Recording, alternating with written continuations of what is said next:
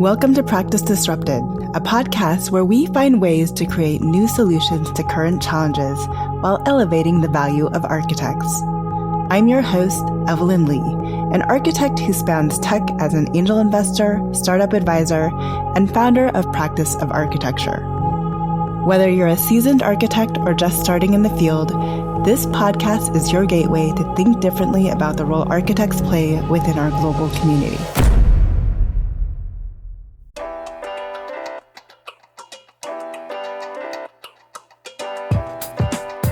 Hello, Disruptors. Welcome to this week's episode of Practice Disrupted.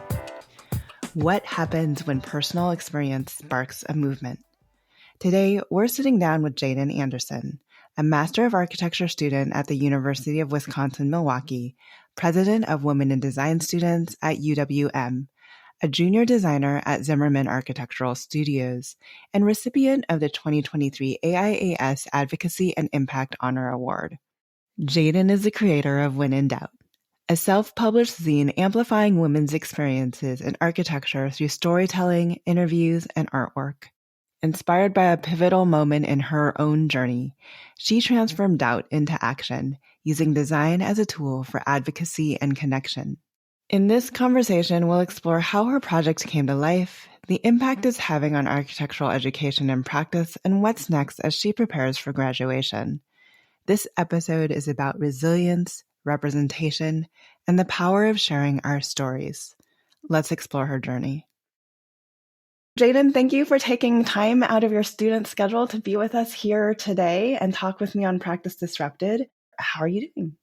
Of course, thank you so much for having me. I'm doing great. Finals actually are finished, going into my last semester of school, so it all feels good. Is there anything outside of graduation you're looking forward to in 2025? Oh my goodness. I mean, graduation is ruling my life in the best way. So I am excited to do a volume 2 of When in Doubt specifically. It's coming, so we're going to have a volume 2. So that's also a really big, exciting thing in my 2025. I think that's a great place to kick it off. I was wandering around the Women's Leadership Summit, and there were a number of women that were coming up to me saying, have you seen Jadyn's? And are you referring to it as a zine, essentially? Yeah, I refer to it as a zine. It's so fluid, though. It's a book, it's a zine, it's a magazine. I feel like it's the easiest thing is just like whatever. It's kind of like to the speaker, like to my mom, I'll say a book because a zine is not in her repertoire. But for architects, zines. We'll do zines. So anyways, they're like, have you seen Jadyn's When in Doubt zine? It was sparked by a personal experience that she has. It's really interesting. And I was like, no, but I need to track Jadyn down. And unfortunately, I caught you towards the end of Women's Leadership Summit when you had given out all of your zines, but I knew enough about it to want to bring you on Practice Disrupted. So thank you for sending me one. Would you care telling our guests a little bit about When in Doubt is? Of course. I was so glad to just share them with as many people as possible. So When in Doubt is a self-made zine that's a collection of stories, artwork, and interviews that I conducted last spring that focuses on women's experiences in architecture. It weaves the stories of 3 women together that I interviewed, along with the artwork that some young students who were just learning. They were like 5 and 7-year-olds. We did a little girls design workshop, and the artwork throughout the entire zine is theirs. So we've got a little bit of a dichotomy of these young girls and their hopes and dreams on each page, with our architects that were interviewed who are a bit more established in their career, sharing their experiences. And I really wanted to create the zine. It's called When in Doubt, for anybody, not just women, not just architects, to pick up when they're feeling that pull maybe to quit, that pull of doubt that can wash over you when you've maybe had an experience that really shakes your self-confidence. And that can be different for every single person. And it is different for every single person, but it might just happen. So what do you do when that happens to not feel alone? And I physically needed to just create something to get that out, to share it, to share the message. And it like you said, it had kind of came from an experience that I had, and I had been in undergrad and was really high highs, and then had a really low professionally that definitely shook me in who I was in architecture. I hadn't considered what being a woman in architecture was before the experience. So all of my classmates were women. I had women in leadership at my school. I had women professors. It just was not really something that even tracked with me until I had the experience that put me apart because of my gender. And I was like, oh, okay, I guess I have to care about this now. I guess this is real. I had kind of gone through my teen years in the Me Too movement, so I thought we were over that. I guess we're not. And having that experience so young in my career kind of made me feel like I was standing still, trying to let everybody know that this is still a thing, but nobody was talking. And I was really full of doubt. I just moved to Milwaukee. I was supposed to be starting my master's and really excited. And instead, I was like, should I even be an architect? And I was questioning. And then I went to my first Women in Design Milwaukee event, which I had had really no exposure to an organization just for women in Phoenix when I lived there. And I walk into this event, which is at a bindery, a book bindery that the architect was speaking at, and then someone was showing art books. And I walk in, and the room is full of women who are confident and happy and smiling and beautiful and blonde. I'd been told I was only ever going to be the girl in the office, the blonde girl in the office that gets coffee for people. So when I walked in and I saw smiling blonde women, I just started crying. It was all of a sudden the emotions from that experience hit me, and I realized it wasn't my fault. And I had to take a walk around the block, but when I went and let it out, but then I went back into the room, I sat for 2 hours and I learned about bookmaking, and I learned about, I heard this architect speak as well. And in that 2 hours, the fire totally was lit, and I was processing that it wasn't my fault, and that I'm also not alone, and that I physically needed to make something to process these emotions, or it was going to burn me up from the inside, because I was not processing it right. And I hadn't really processed it or thought of it until that moment. So that's where the idea was born. I emailed Women in Design Milwaukee to say, hey, what you do matters.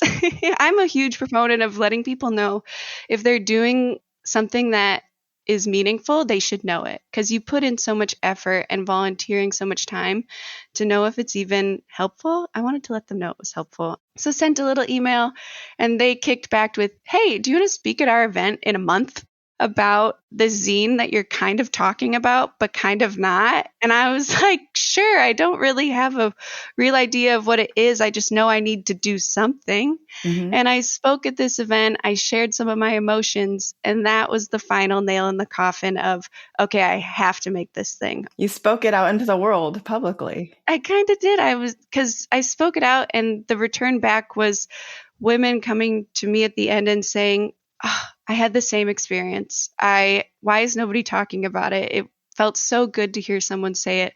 So I was like, okay, I'm sold. Let me make a zine. And I got the school to let me do one as an independent study. So I kind of had time during my semester, and the rest was history. I just started going for it. That's amazing. Equally amazing that you went ahead and then filed for an independent study to actually be able to focus on bringing this forward. I knew I wouldn't be able to with school. School. It's just, it eats away at everything and your creativity. And I also kind of wanted to take advantage of being in a master's degree, that you really can shape that to be what you want to be. You're paying so much, get out of it what you want out of it. So I kind of just said, let me do this. And they said, okay. And now we'll do another one. I understand why you're very inspired to take this on, but talk about the format, and then ultimately how you identified the 3 people that you wanted to include in volume 1. Well, I really had zero idea what I was doing. I knew that I loved books. I loved reading them. I loved consuming them. Had I made one? No. Am I an interviewer? No. Photographer? No. Artist? No. But for some reason, I was like, it's still going to be a book. And I was really lucky at the time that this idea was forming. It was also really inspiring. So I wanted to find out how to do it. So through various connections of, oh, this classmate knows how to risograph print. So that's how I was able to get the format of knowing it's just going to be one color. Okay. He knows all about the paper. I'll get that. And then at the same time, I was meeting Taruna, who's a feature in the zine, who's in charge, who co-founded Women in Design Milwaukee 10 years ago. So instantly I was going to all these women in design events that were showcasing women right at the forefront who I was massively inspired by. I heard Marion speak at an event, and I selfishly was like, I want to learn from her. I want a one-on-one conversation with Marion because she can fill a room with her presence. She's just the most amazing human on the planet, and I needed to hear more from her. So I just was like, please, please be in my student zine. You can play the student card a lot to get a lot of people to talk to you. And that was kind of the case for all three. So Lisa opened the second woman-owned architecture practice in Wisconsin and also was the first AIA Golden Award member in Wisconsin. So all of that was a presence that I needed to dive into and tap into and understand from her experiences of not even getting to take the classes that were offered to students because they weren't offered to women when she was starting, contrasted with my experience right now in school, felt really important to give the context of what we're all situated in. And I read a little bit of Lisa's story and how her mom, her tiny mom, all of 5 feet and 100 pounds, dragged her down to the boys' wing that had drafting and shop away from the home economics class just because she was interested in doing something different. So you talked a little bit about the three women who, I mean, obviously they're in your sphere geographically, but it's also so great to hear that you kind of, again, want like leverage your power as a student and said like, I want to learn from these individuals too. But the other thing, and we hopefully will be able to post pictures of the book itself and show notes. The book itself is very well, like it's a craft, right? I don't know all the different terminology of things that you use, but I know it's hand bound, right? Like you said, it's a single color print. It's a mixture of art and storytelling. You have pages that fold out, right? So why was it so important to you also the care and craft that went into the compiling of this volume? That was a hard thing because I knew that craft would be important in processing my emotions, and I wanted to create something that I was very proud of at the same time, and that required a physicality. I've always been better at drawing and working with things physically. And at the same time that I'm meeting all of these wonderful people, I also met the person who is the only reason I was able to bind this stuff, which was Robin Leanhoutz, who is, she wouldn't mind, she's my old lady friend, who is just the sweetest human, whose parents were actually two very prominent architects in Milwaukee in the 30s and were a big part of the modernist movement. And her house was also the seat of their architectural practice. And she was born and raised there since then and has lived there her whole life and was an artist her whole life. And now in retirement, binds and makes little handcrafted books. And she lives in my neighborhood. I just started getting tea and coffee with her because I love old people, and she wouldn't mind me saying that. I love them, and I want to learn from your stories, and I want to sit and be with you. So we started talking books, and then this summer she showed me how to handcraft all of it and lent me some of her tools. But I did in the spine, you punch 3 holes in, and I will say I put about 1 million holes in my coffee table in my living room. But yeah, physically, I wanted it to also be a work of art in itself. And I luckily got funded from the Wisconsin Architects Foundation to make about 60 copies with the funding I had. So that is the only reason there's a physical version. Otherwise, there wouldn't have been any way to do it. So I'm very grateful for that.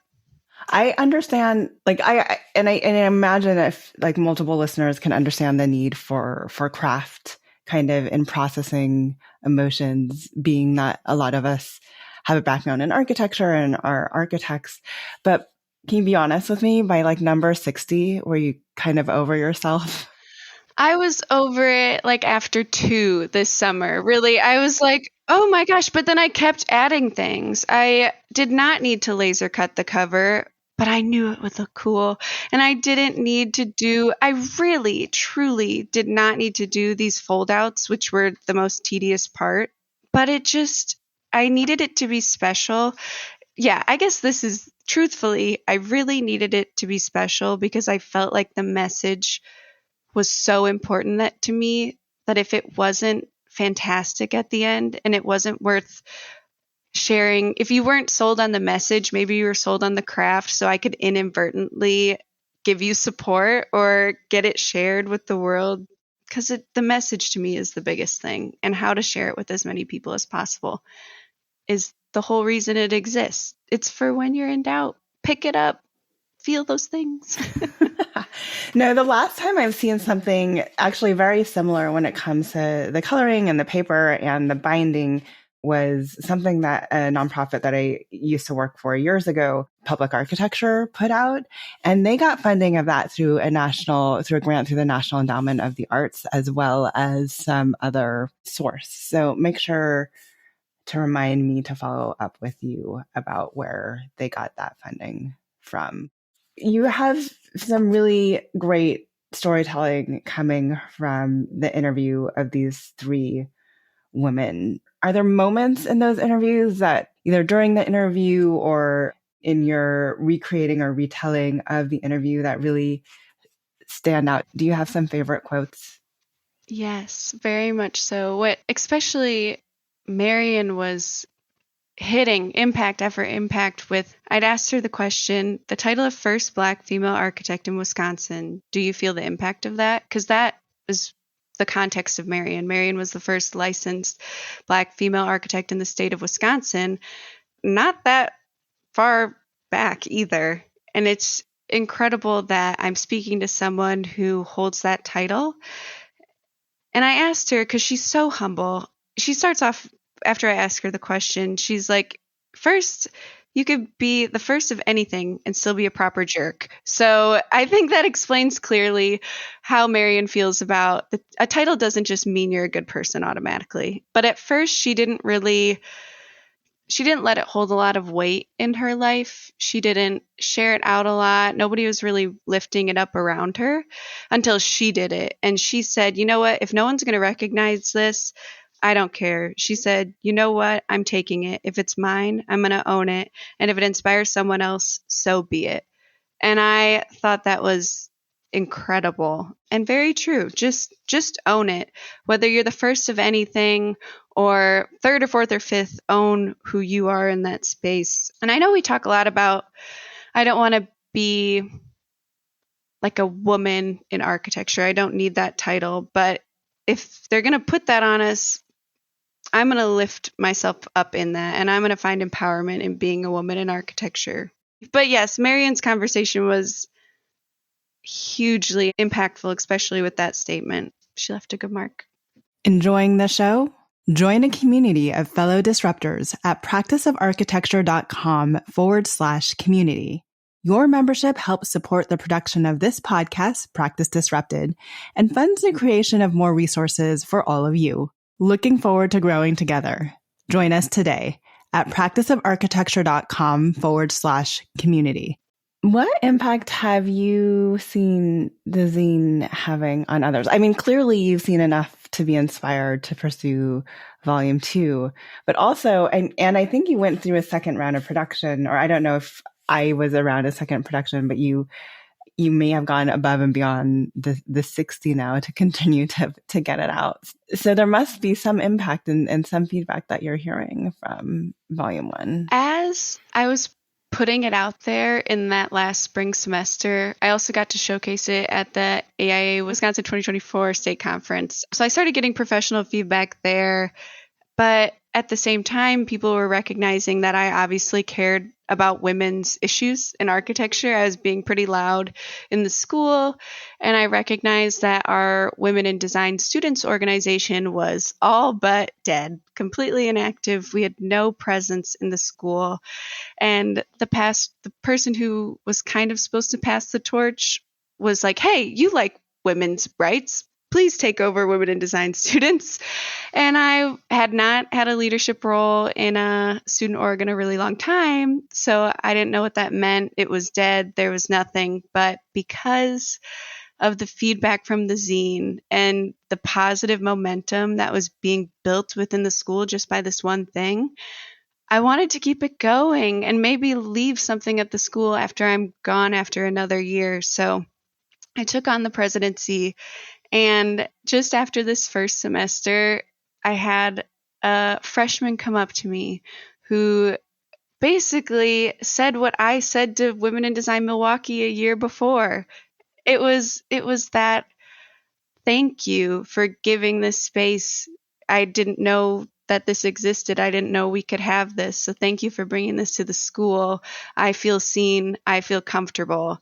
And I was like, that is all I wanted. I thought that comment was going to go the other way as to why they needed to be there. But yes, good. it was great. kind of like allowing students to recognize that they might need this support before knowing. Because I have noticed in school, as much as I was doing with women's issues and empowered by it, the support I was getting was a lot from my male classmates and not as much from some of my female classmates, which we have. That's an interesting and unexpected until, yeah. And that was right away and something I noticed initially. And that was another reason I wanted to bring women in design students back up and make the zine more present at the school.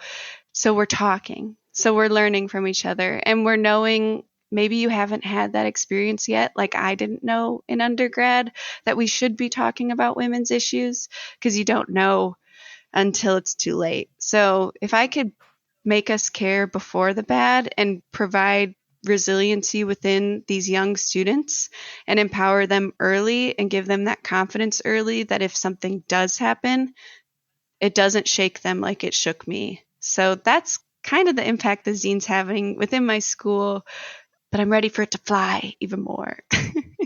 At the top of the show, you started talking about volume 2, but are there plans to get volume 1 out that don't involve as much as much craft and care necessarily and more holes in your coffee table?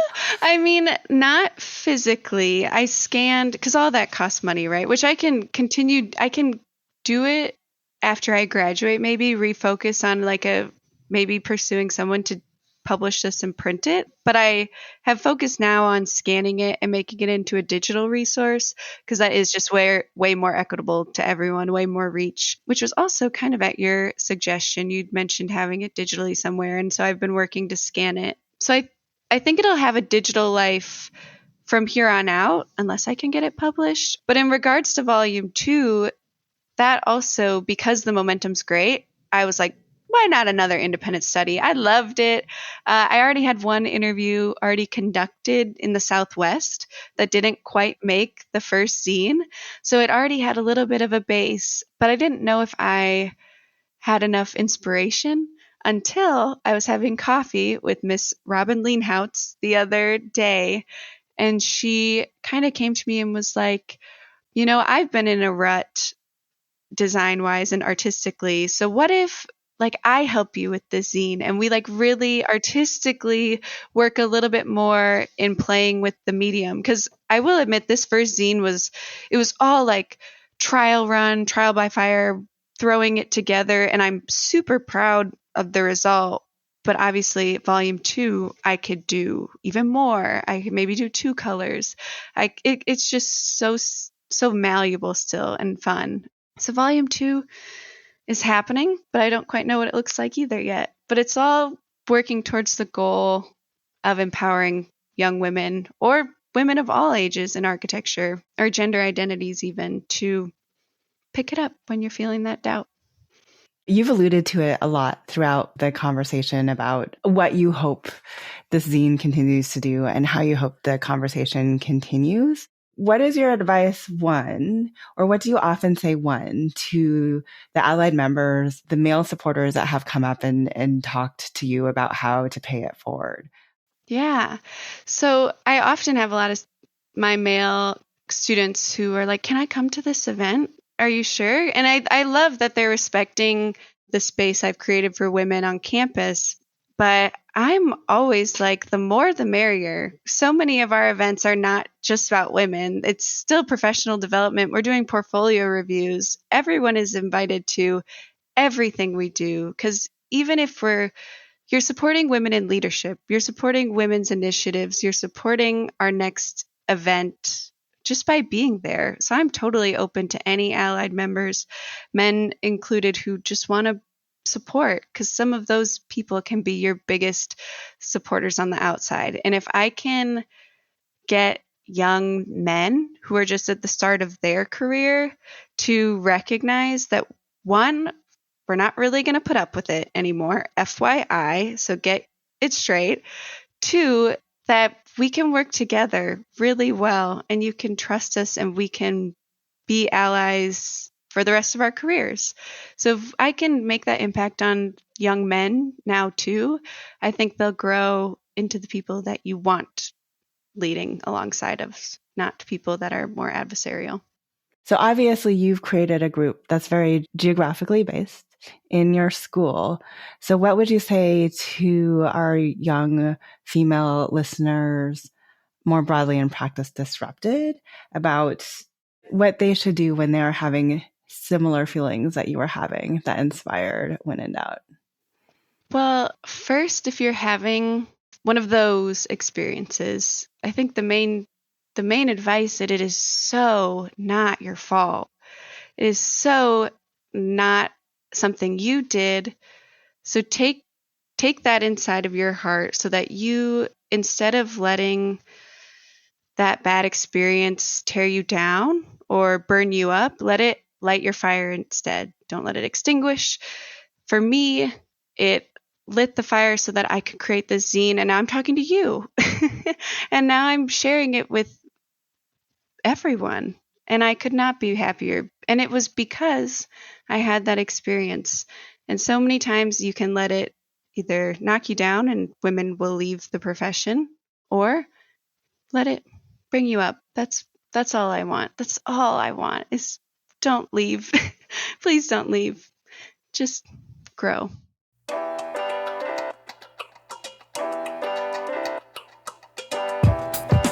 Hi, Disruptors.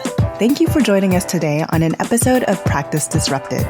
If you like the content for today's show, you can find all of our past episodes over on practiceofarchitecture.com/podcast. Be a part of the conversation by joining me, our speakers, and other disruptors in our community at practiceofarchitecture.com/community. Our social media handle is Practice of Arch. That's Practice of ARCH. We'd love to hear from you, so feel free to drop us a DM and say hello. Tune in next week for a new conversation on change in the profession.